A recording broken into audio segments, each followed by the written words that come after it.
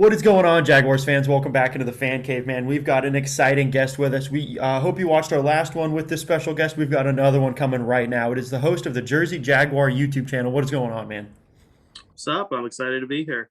Hey, absolutely. We just wrapped up the preseason. Our 53-man roster has been decided, and man, there was one cut that kind of had the whole NFL shaking their head. It was the Chargers cutting their wide receiver Tyron Johnson. He is somebody that is explosive. He's high energy, is an insane deep down the field threat. What we thought Philip Dorsett would be. But ultimately, we cut Philip Dorsett. So Tyron Johnson comes in to fill that gap. What do you think about the addition of the squad?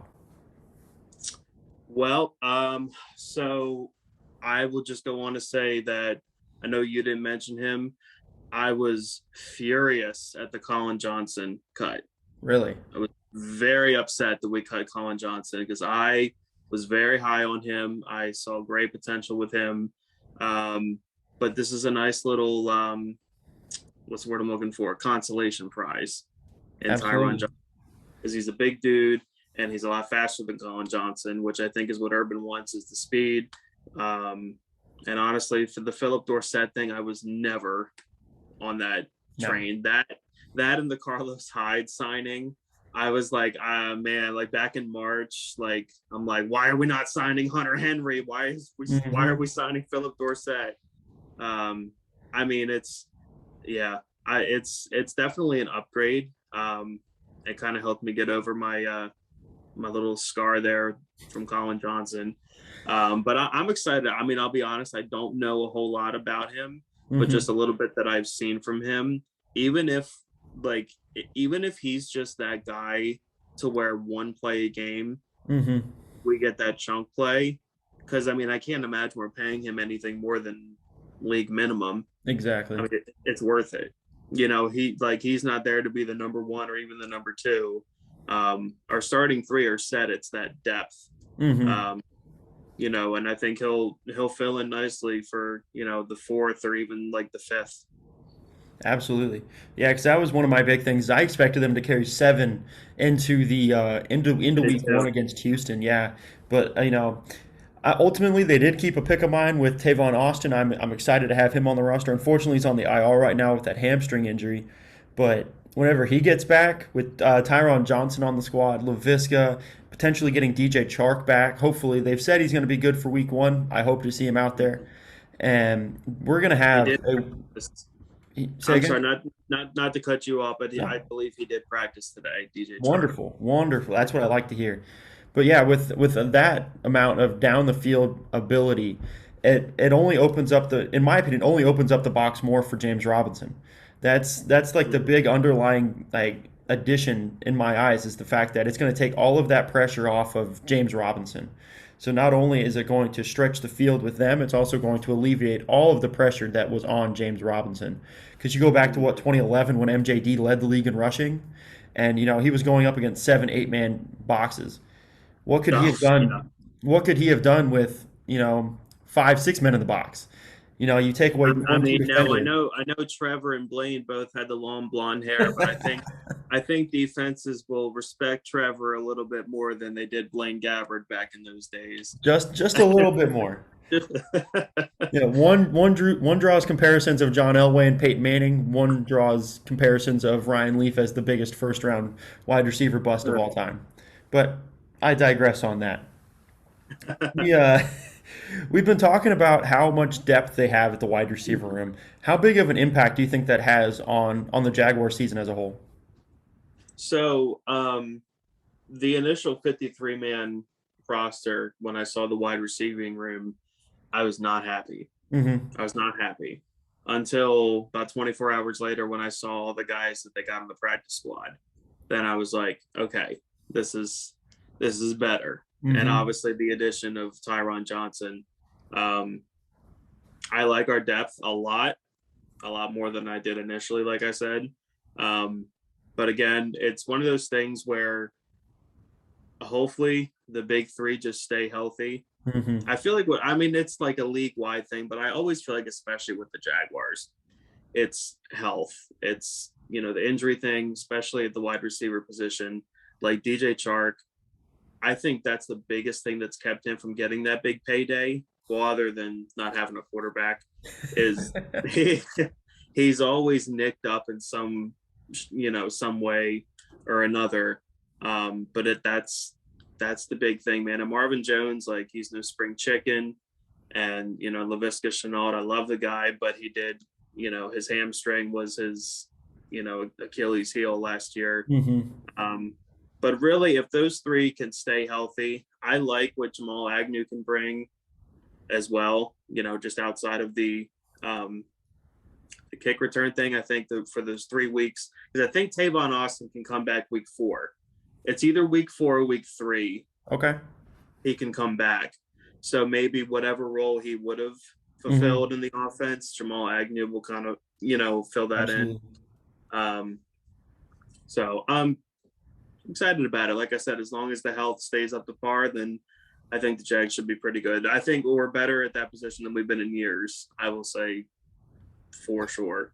Absolutely. Yeah. I remember in our last conversation, I talked about how it's better to have a bunch of twos and threes than one and a bunch of fours. And that is exactly what we have. We have a bunch of one Bs almost with Visca or excuse me, with Jones and Chark being arguably the two best. They are the two best on the squad right now. So how hyped did it get you when Visca carried like 5 Cowboys 15 yards? So unfortunately, I had to work that game because games are on like super early in the morning, and unfortunately, I Mm-hmm. had to get called into work, and so I didn't get to see any of that. So I ended up having to go watch the replay of it, like several hours later. I think it might even been next day, and I was just in my room alone, just screaming at my computer like, "Let's go!" Just, Visca was carrying like 3, 4 grown Dallas Cowboys Yeah. down the field, and if he'd have scored, that would have been on Sports Center for the next month, just Oh yeah, carrying dudes into the end zone. for sure. Yeah, Visca's one of those guys where, like, if he played for the Cowboys Hmm. or Pittsburgh, like, they'd never Yeah. shut up about him. Oh my goodness, they'd be all Yeah. over him. They would never not be talking about him. Same with Trevor Lawrence though. Imagine if Trevor Lawrence was playing with a star on his helmet. It would be the no one Oh would yeah, ever. absolutely. They think I that mean, they. yeah. Go ahead. No, I was gonna say, like, in the scenario, that where, like, let's say Dak Prescott's horrific injury happened week 1, and the Cowboys just didn't win anything, and they Hmm. had the first pick, and then that would be the NFL's dream Oh for yeah, Trevor Lawrence to be a yeah. Dallas Cowboy. One of the most popular teams in the world, on top Yeah. of on top of the best quarterback prospect in a decade I and a half. mean, Like, the Jets haven't won anything like double my lifetime, and you saw the backlash oh yeah. from the like, because he didn't go to New York. I mean, I know we're kind of getting off topic here, but I mean, they hated it. Hmm. They hated it. They hated that he's a Jaguar, and I love it. That's why I'm wearing the hope shirt today, just Oh, that's what he brings. Hope. because I've got hope. He is the great white hope coming into Duval without a The doubt. like Jihad Ward calls him White Jesus. White, there we go, exactly. White Jesus. I'm hoping he keeps the locks. I know when Blaine got here, he cut the locks. He was like, "I'm in the NFL now. I need to have a professional look." I'm hoping Trevor keeps the long locks Uh, and lets them flow for a I'd be while. devastated if he cut his hair. Oh Uh, man, there's something about it. It just you see the hair and it's just it yes, flows through. Like it just gives you that weird excitement and just like the whoo. yes, Like I remember I think the Jaguars tweeted out the picture of him like it was like the slow mo like hair flip as he was putting his helmet on, like yes, going out to play, and it was just like yeah, thank you for coming to Jackson. I don't know why I get so yeah. excited seeing this man flip his hair, but that slow mo did something to me. It's it's because we're desperate. It's because we're desperate for hope. Right, exactly. That's the answer. The hope is in the hair flip. That's Yeah. why. Hope in the hair flip. Boom. There Hashtag you go. hope in the hair flip. Yes, we should get that trending. It should be already. I don't know why we're just now starting this. But going back into the upcoming season here, we're going to start off the year in Houston, Texas, week 1. there's been a lot of sneaky depth that I've seen, whether it be on the defensive line, in the safety room, as well as on the offensive line. We've seen a lot of offensive linemen play in the preseason so far. Who is a player that you think is a going to be the surprise starter week one on the starting 22 Ooh. Um, Surprise starter. I'm sorry, you said on offense or defense? on offense or defense doesn't matter, just on the 22. Um, Here's a good one. Now, this is kind of like it's kind of a stretch, but not maybe not totally a stretch. You might see Shaq Quarterman get a Ooh, lot of starting reps at middle linebacker. okay. I don't know what it is, but I just have a feeling. I know this is really, really stupid, but I was watching, I think it was Jags Drive Time Mm-hmm. with like Mia O'Brien and John Oehser, Mm-hmm. and they had him on there. Now, that may be irrelevant, but I've also noticed on a lot of those other videos, they bring him up a lot. I see, like, when I go through like the Twitter feed, like during the training camp days, whatever, Uh-huh. I see his name get brought up a lot. I think Urban is going to use him a lot. Maybe not totally replace Joe Schobert, but I think you will see. I think you'll see Shaq Quarterman play Week One in a much more significant way than we've ever seen him before. Man, that woo! I might need to make that a Twitter clip right there. Get you out there. That is something that I haven't thought about at all. But I absolutely agree because all offseason they've been praising Shaq Quarterman. You know, there's been two people that they've absolutely praised outside of Trevor, and it is Andre Cisco and Shaq Quarterman. Shaq He Quarterman is was, yep, Cisco. I was gonna say Cisco, but honestly, if you're a Jaguar fan and you don't think Cisco should start, like, get out of exactly. here. Like, I was gonna take the easy option and take Andre Cisco, but I mean Shaq Quarterman is an absolutely incredible selection for that sneaky starter because with the possibility of Damian Wilson not being 100% yet because he's had the nagging little injuries throughout the preseason with that possibility, I don't doubt in my mind that Shaq Quarterman could be the day one starter while Damian Wilson rehabs and then potentially get Tom Brady. You know, that nagging injury keeps him out for too long. Shaq Quarterman shows I'm a valid option here. And next thing you know, Shaq Quarterman is our new starting middle linebacker. That is a great pick. And I'm woo, I like that. yeah, because I mean, Shaq Quarterman he's much more of a downhill thumper than a coverage Mhm. guy. So I mean, I guess it won't really be too much of a drop off from Joe Schobert because I mean Joe Schobert couldn't cover anything, but Exactly. I guess like I guess if he has a specialty, it would be you know the downhill thumper. Um, so yeah, that's what. Absolutely. All right. Well, now I think I might already know the answer to this. I think we might have already talked about him. But who do you think is going to have the biggest rookie impact in this like first half of the season outside of Trevor Lawrence, obviously?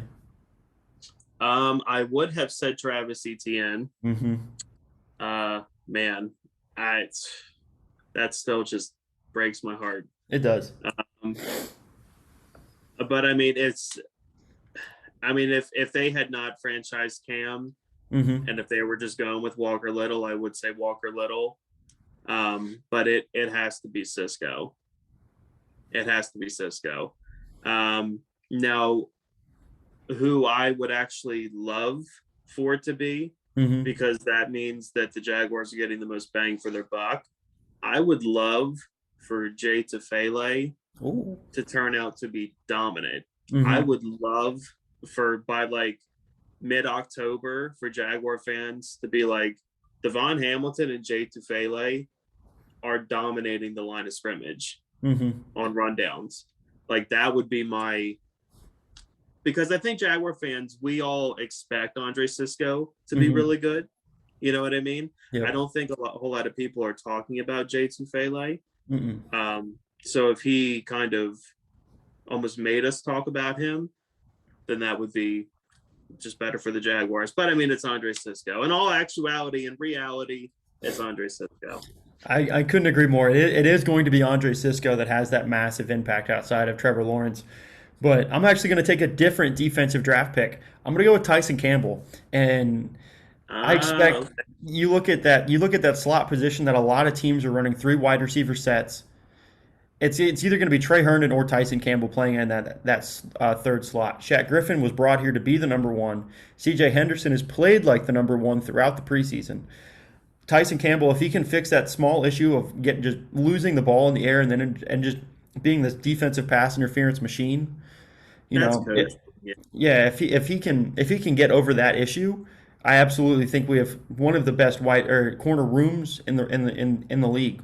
With if Trey Herndon is our number four corner on this squad, I'm fully confident that this we're gonna have a great secondary in Jacksonville, like reminiscent of 2017 when we had two very good corners and the safeties just did what they had to and they made the plays when they were provided to them. With Cisco being the ball hawk that he showed he can be in Syracuse as well.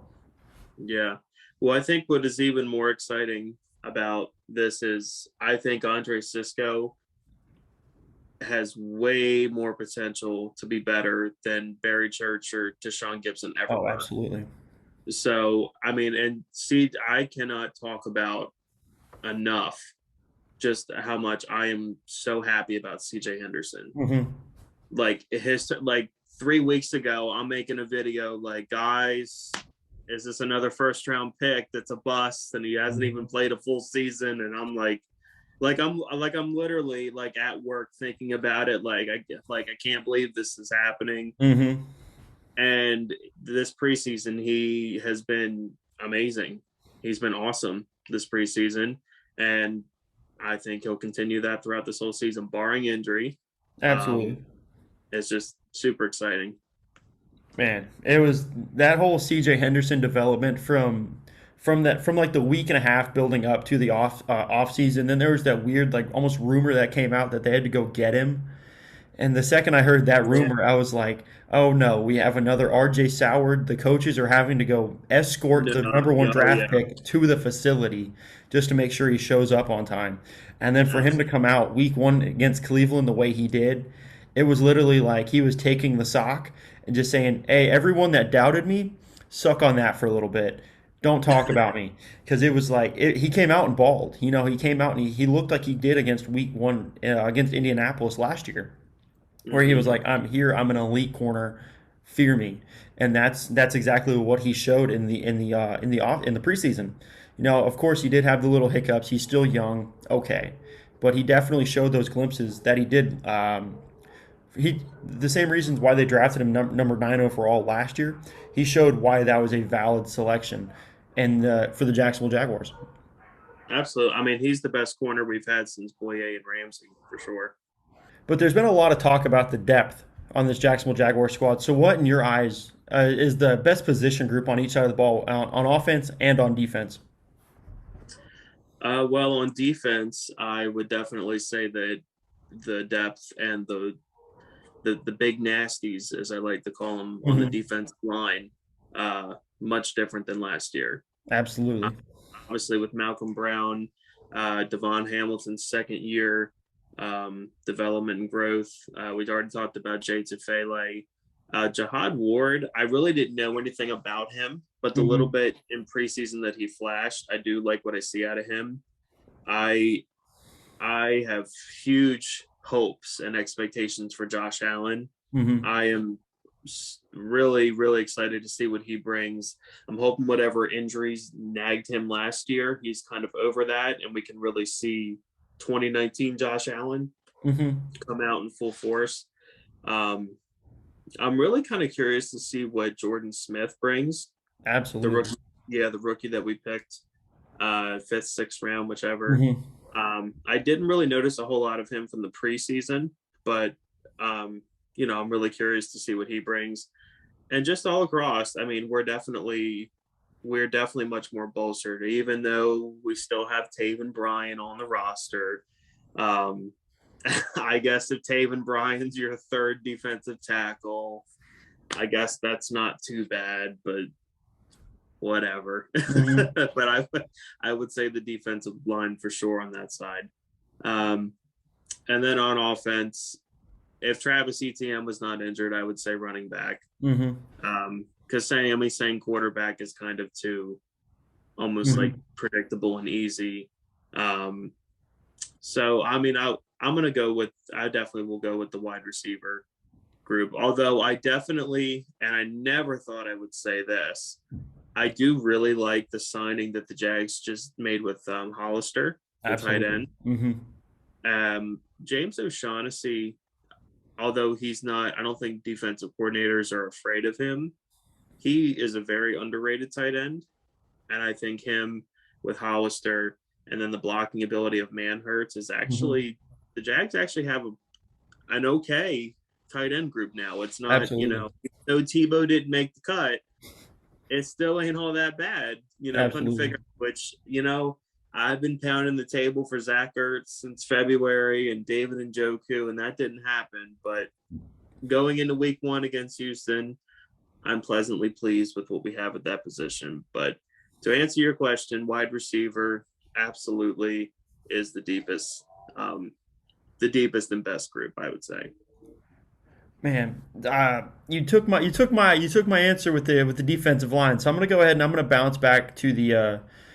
I'm torn between safeties and corners because, like I talked about, with how much depth they have at That's, corner, that's with Trey Herndon being the potential number four, I think that offers a lot of viability for this Jacksonville Jaguar squad to have just I don't want to say a rotation because you don't rotate corners, but to be able to play in those dime packages where you have four consistent corners and then you have your Rashawn Jenkins, Andre Cisco, Rudy Ford, or I believe they kept who was the fourth one they kept? they kept Wingard. Oh God, hell no. Okay, yeah. So to have Rudy Ford be that fifth potential defensive back and for the corners, and then obviously have the two safeties over the top, that definitely shows that they've quietly invested in the secondary, and I'm gonna go with the corners here because with Griffin, Henderson, Campbell, Herndon, that's a great four, and without a Mhm. doubt, it's a massive improvement from what we had last year, and with the trading, I believe of Sidney Jones as well, that just hey, we get a 6th round pick for somebody that was going to get cut probably anyway.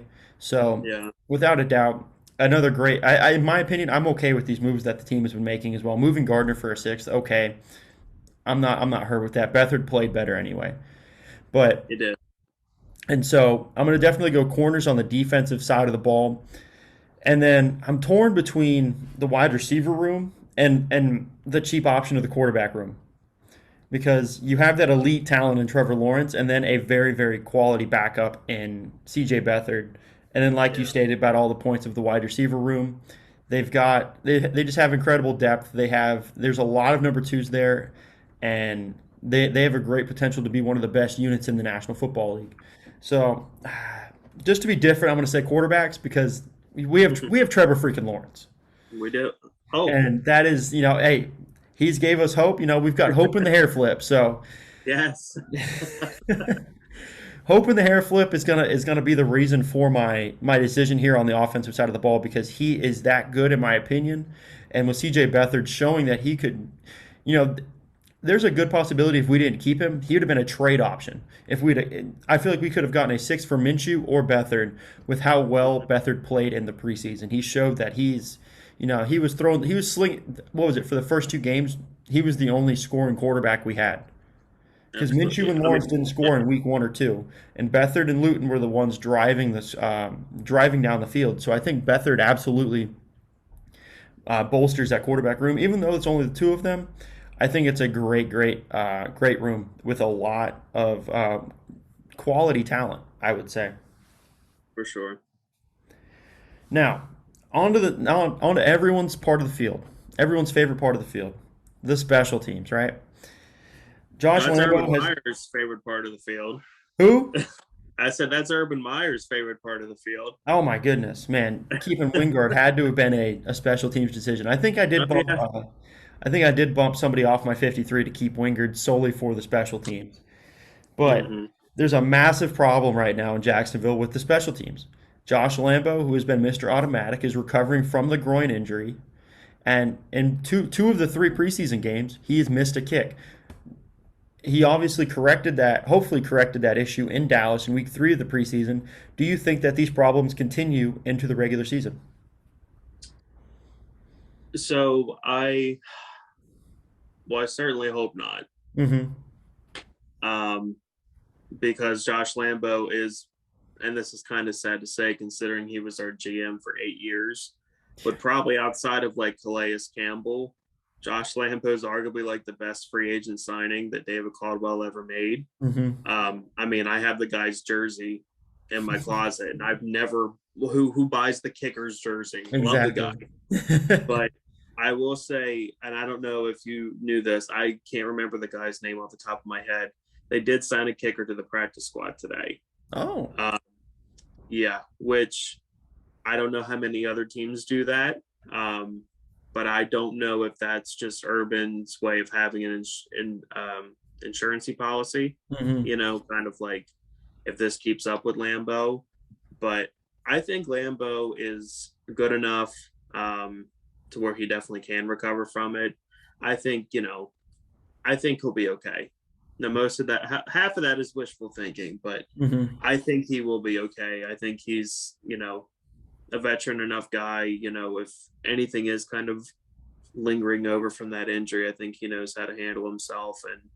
And he doesn't really seem like the kind of guy to where like mentally he gets Mm-hmm. bothered, because like kickers, because do you remember Jason Myers? Oh yes. Yes. Okay. You want to talk about a guy who was probably a nutcase and living in his own head? That is Jason Myers. I Mm-hmm. don't think Josh Lambo is that guy.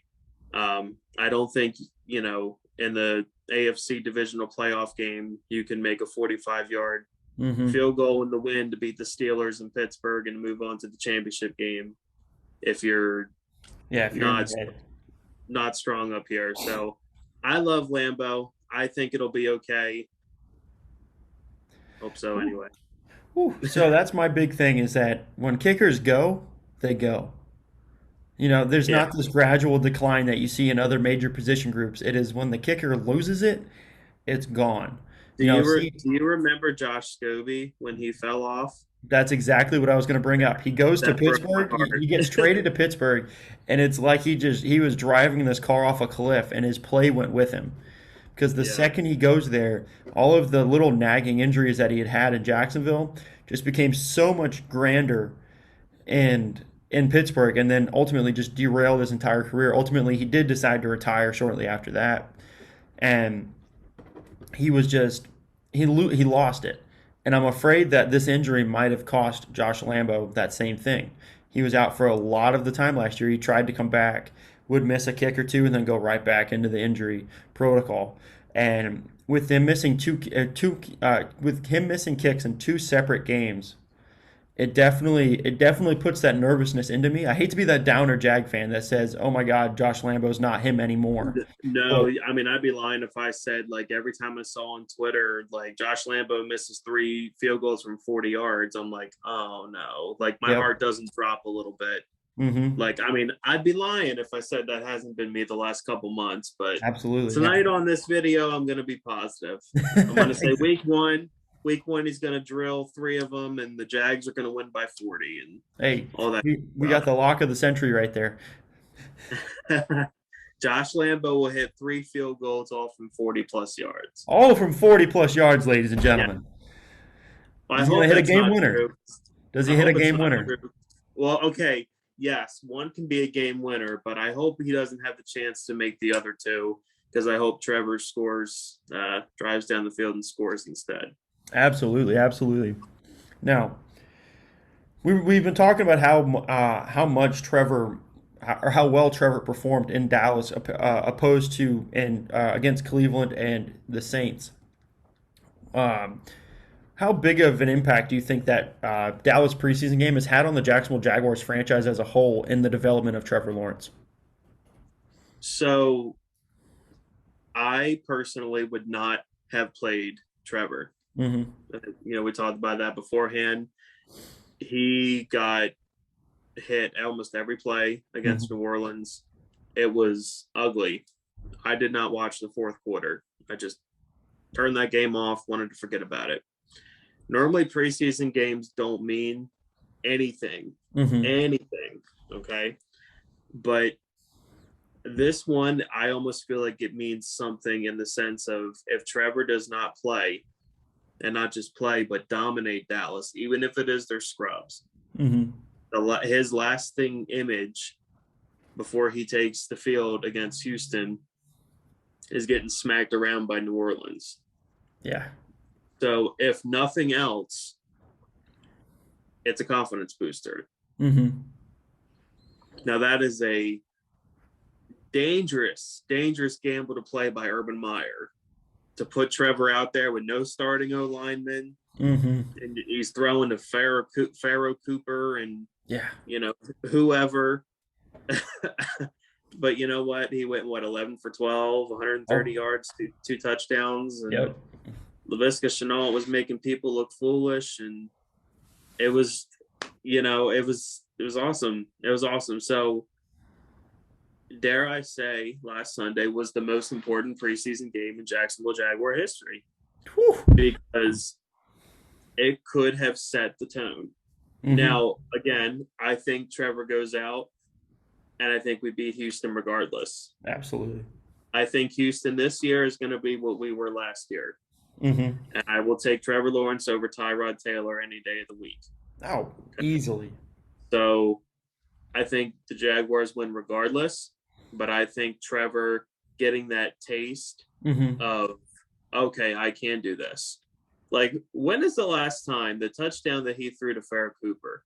When is the last time you saw a Jaguar quarterback pump fake like that to make the corner bite and then just like throw a dime over top?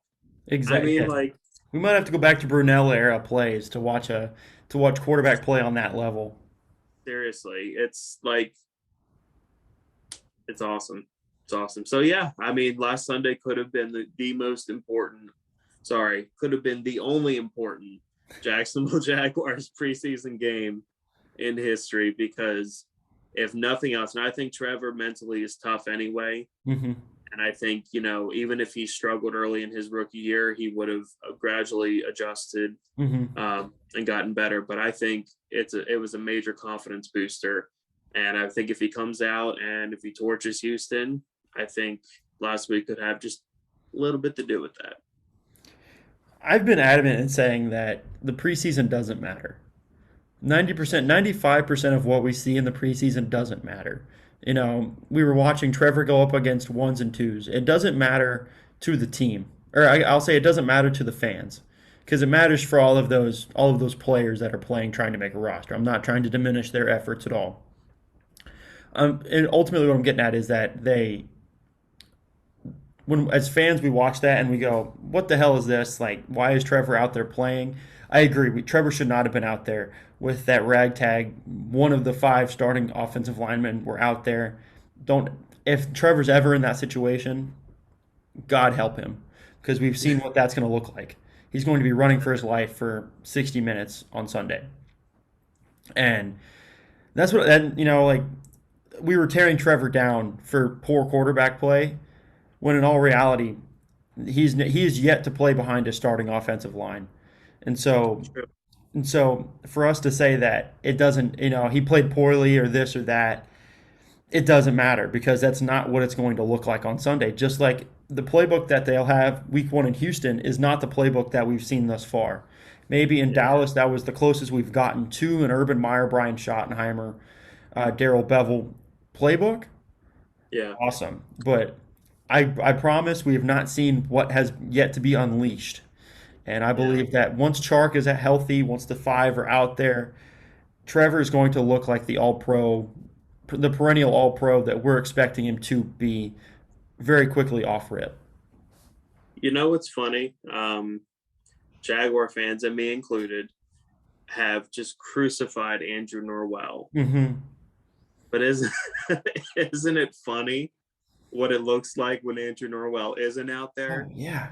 And then The talent yeah, drop off from from Andrew Norwell to Ben Barch is drastically different. yeah, It's almost yeah, it's almost scary to see that talent level just plummet from someone that's been an all pro to someone that was drinking banana Eggo waffle chocolate syrup smoothies to gain weight prior to the draft, and I couldn't agree more that because That's that David Caldwell drafting at its finest. oh, that Quincy Williams, who was it? Who was it? One draft expert had, I think he said he had 800 draft profiles made, Hmm. and he Oh, didn't dude, I was have one for, disgusted. It was Daniel Jeremiah. It was yeah, on and the he, NFL Network. I yep, was so I was embarrassed. yeah, I was embarrassed because it was the third round, and it was, I think, relatively like earlier in the middle of the third round, they and traded up. we picked a linebacker. Oh, did we trade up for that? We I don't traded remember up that. because we didn't have a fourth round pick, so we bundled our fifth and our third to move up in the third. You're right. You're right. And so when we picked a linebacker, because I think that was the year that Telvin Smith had his issues. So I at believe first, so. when I saw linebacker, I wasn't mad. Hmm. But when Daniel Jeremiah was like, "Yeah, I have no film on this guy. I don't know what to say." I was kind of like, are you kidding me? Yeah, Like, like is this a joke? Is this a real thing?" at first it was almost like okay, Daniel Jeremiah doesn't know what he's doing, and then when other draft scouts and experts started to come out and go like, yeah, we know of him, we didn't expect him to get drafted. Like this guy's playing In out the of Murray third State, like round. yeah, especially in the third round. Like it's okay if they don't have a draft profile on a guy drafted in the seventh round. That's Right. reasonable. No one knows. Like, you're taking flyers on dudes at that point. But to say that you don't know who got picked in the third round because no one expected him to be, it shines a negative light on the entire franchise. Well, he's the Eagles' problem now. Yeah, exactly. Yep. Him and Gardner Minshew can have fun being former Jaguar draft picks. They can hang their Yeah, hats on that. I had totally forgotten that David Caldwell was like a higher up on the Eagles now Hmm. until I saw like a meme or something on, I forget where, on Twitter or something, of like Hmm. David Caldwell picking up the phone calling Gardner Minshew, and I was like, oh, that's right. It's a small world. Hey, so real quick, I want to get a final score prediction from you this week in Houston. What do you got? Ooh, well, the Jaguars are winning. Absolutely. I've said that since the schedule was released. Um, and no, that's not me being, cocky and arrogant, because we were 1-15 last year. Hmm. I legitimately believe we are better. Urban Meyer's a better coach than whoever they have. I don't even know who their coach is. And Trevor Lawrence is better than Tyrod Taylor. So we got the two most important things the Hmm. Jaguars are better at, so we should win. Um, Realistically, I'll say 23 13, 23 23 10. 23 That's 10. I couldn't agree more because I know there's a famous quote: "Teams don't get better; they get better quarterbacks." Yeah. And I've heard different variations of it. Is that teams don't become great; they get great quarterbacks, things of that nature. Anytime you go from Gardner Minshew, Jake Luton, and Mike Glennon to Trevor Lawrence, Trevor Lawrence is guaranteed more wins against bad teams than that trio I named. So, Absolutely. just to your point, they have that no one wanted to coach the Houston Texans this year. No one Hmm. did. They had to go get like the defensive line coach from New England. It was some coach of that caliber. They couldn't get a coordinator. They couldn't get anyone from college. They had to go get some scrub off of a positional coach to come coach from to be completely elevated. Skip the coordinator position to go directly to head coach, and Yep. then I believe they signed 46 free agents this year. Obviously they've dwindled that down to make their 53, but this Houston Texans team is going to look like something we've never seen before because we've never seen this combination of players play together. And so, Hmm. dare I say, like 27-13, 27, because I do expect this Jacksonville Jaguars offense to score a lot of points. I expect them to be hovering around that 30-point mark throughout the most of the season. So, I'm dancing between a 27. I'm gonna say 27 for the Jaguars, and I'm dancing between 10 and 14 points. So I'm going to go ahead and say 14. I'll say the Texans, get lucky. They score two touchdowns. And I believe it starts off as a game, and then slowly, as the game develops, it's going to look like any college football game with number fives going up against directional school university. And it starts off as a game, but then at the end of the fourth quarter, you look at it and go, "Damn, that was an ass whooping." And because at the fourth quarter, the talent just takes over, and you see the domination come through, and the game just doesn't become a game anymore. And that's exactly what I'm expecting to see in Houston, Texas, in Week 1. I mean, because you got to think about it. The Texans were a 4-win team with Mm-hmm. Deshaun Watson, who was even on that team like number one in the league in all these Mm-hmm. passing statistics. Now they don't have that guy. Mm-hmm. And now, even though Bill O'Brien is a horrible GM, was actually like he's a solid head coach. Mm-hmm. Because I mean, the Texans have had a lot of success with him, They've been playoff team. and now they have neither, Exactly. and they don't have DeAndre Hopkins. Nope. They have no JJ Watt. They Yep. have nothing. Exactly. And yes, we were 1-15, but we are totally different from Mm-hmm. last year.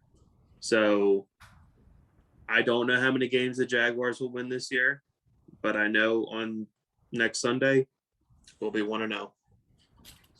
I'm gonna end it on that. So I couldn't have said it better myself. They're gonna be 1-0. And where can Jaguars fans find you on social media? My so I have an Instagram. I don't really use it, but it's Okay. Jersey Jaguar. Twitter Jersey Jaguar.